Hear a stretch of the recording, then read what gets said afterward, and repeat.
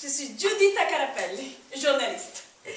Et j'ai le plaisir d'interviewer pour vous l'un des plus grands poètes arabes, Mahmoud Darwish, qui est pour moi aussi l'un des plus grands poètes au monde. Il a fait un très long voyage pour être parmi nous ce soir. Et donc, je vous prie de l'accueillir avec un grand applaudissement.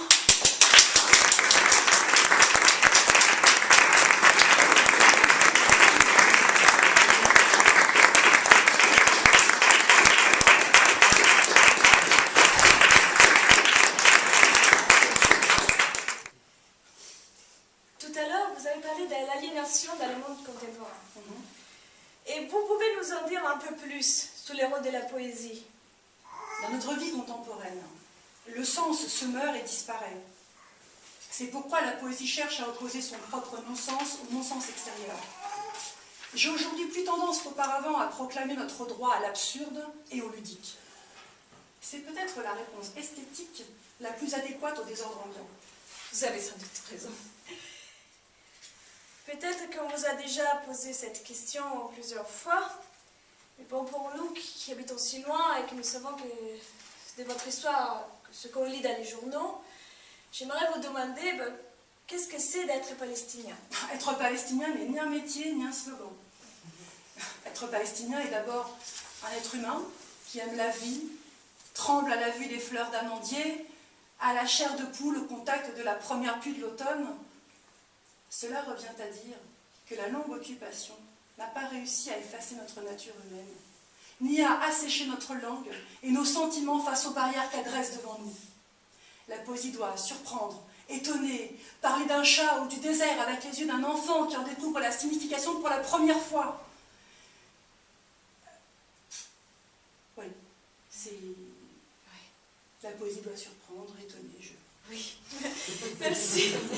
Merci beaucoup pour votre regard éclairé sur la poésie. Je vais poser encore une toute dernière question. Je vous en prie. Qui pourrait peut-être aider les poètes qui sont dans la salle. Est-ce qu'il y a des poètes dans la salle? Oui. Non? Voilà, merci.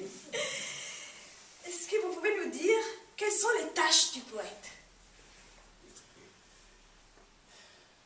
Ce sont des tâches à la fois poétiques et patriotiques. Ce sont elles qui préparent notre poésie à un dialogue créatif avec le monde, afin que la reconnaissance de notre haut pouvoir de création artistique incite, au bout du compte, à s'intéresser à la patrie de cette création. Combien de pays avons-nous aimés sans les avoir connus parce que nous en avons aimé la littérature? Certes, les poètes doivent se rappeler toutes les souffrances, être à l'écoute de la voix de l'absence, nommer toutes choses et s'engager dans toutes les batailles, mais ils ne doivent pas oublier que la poésie est à la fois un plaisir, un art et une beauté, qu'elle est une joie confuse d'avoir vaincu les difficultés et la perte, qu'elle est un voyage sans fin vers la recherche de soi dans l'inconnu. Merci. Merci beaucoup. Merci encore.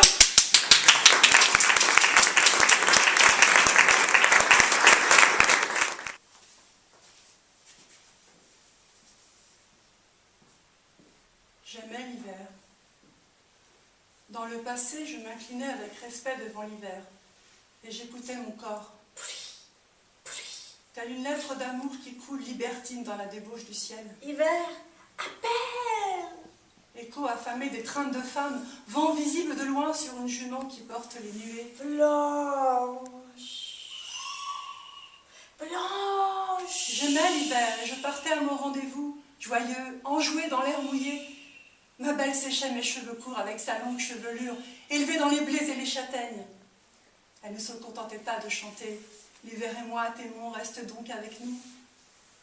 Elle réchauffait ma poitrine sur les fends chauds d'une biche. J'aimais l'hiver. Je l'entendais goutte après goutte. Pli, pli. À peine portait-elle la fiancée à l'amoureux.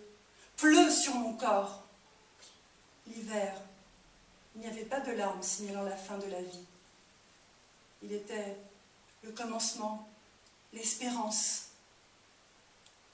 Que faire maintenant que là je chute dans mes cheveux? Que faire cet hiver?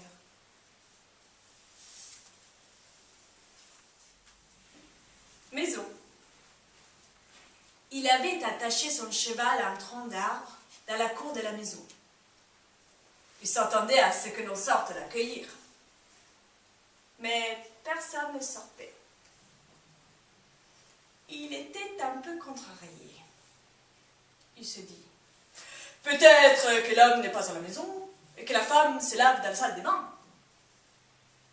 Mais comment se faisait-il qu'il n'ait pas d'enfant qui sorte en entendant hennir le cheval? Le cheval qui hennissait peut-être de faim ou de soif ou simplement pour s'occuper à quelque chose. À moins qu'il ne soit vieux et que plus aucun de leurs enfants ne vivent avec eux. Ne trouvant rien d'autre à faire, il se mit à contempler sa lance. Il songea aux ennemis qu'il avait combattus et dont le sang avait coulé sur son fer. Une idée diabolique lui traversa l'esprit. Considérant que cette maison est un repère d'ennemis, je vais l'attaquer et terrasser tous ses habitants. Mais la maison avait l'air si neutre, si paisible, qu'il écarta cette idée. Il songea. Je pourrais chanter quelques-uns de ces chants de guerre que j'entonne quand je suis au combat. Je pourrais crier les noms de ma chère Dulcinée. Je finirais bien par faire sortir les gens de cette maison. Il s'est mis à chanter. Mais personne n'aima lui demander ce qu'il voulait. Il pensa, tout ce que je veux, c'est une miche de pain pour moi, un peu d'orge pour mon cheval et une gorgée d'eau. Il cria le nom de sa bien-aimée à son égosiller. Mais personne ne sortit. Il faut bien obliger, un dernier ressort, d'aller frapper à la porte. Une jeune femme à pieds nus apparut, les cheveux lâchés sur la poitrine et les épaules. Derrière elle, un jeune homme à l'œil inquiet. Il dit au cavalier, « Nous passons ici les premiers jours de nos noces. Que veux-tu donc ?» Le cavalier tressaillit. « Je suis venu vous féliciter !»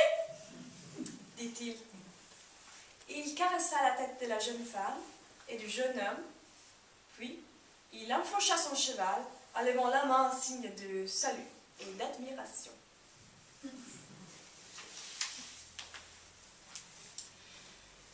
Bien, maître. Cet homme est commis dans un entrepôt de livres. Il passe la plupart de ses journées au milieu d'un nombre incalculable de livres, mais il n'en lit pas un seul. Il dit que dans la vie, il en a tellement vu et entendu qu'il peut se passer de lire. Il dit aussi, pour justifier sa paresse, il y a des livres médiocres qui ne méritent pas qu'on s'y intéresse. Cet homme profite de ses jours de repos pour aller se promener avec sa femme et ses enfants et déjeuner à l'ombre des arbres.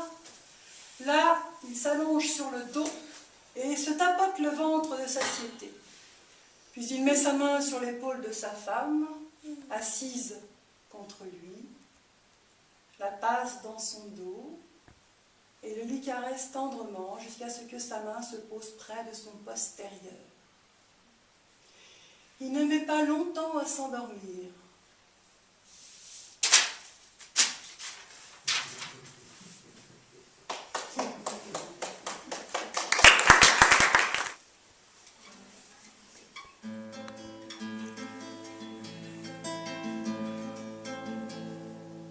Maintenant, entre hier et demain, une femme lave les vitres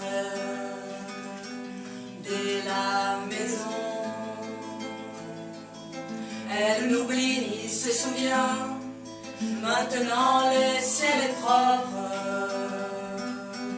Maintenant un ami m'interroge, quel est bonheur à présent.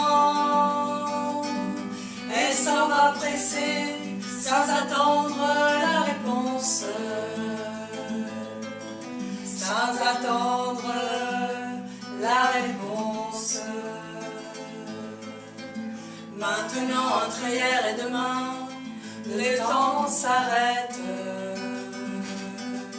entre deux moments. se souvient. Maintenant le ciel est propre. Maintenant entre hier et demain, nous partons dans deux directions qui pourraient échanger un salut poétique, qui pourraient échanger un salut poétique. Maintenant un poète n'est un nous qui pourrait choisir une mère pour se connaître lui-même. Maintenant tu étais, maintenant tu seras, sache qui tu seras pour être. Maintenant tu étais, maintenant tu seras, sache qui tu seras pour être.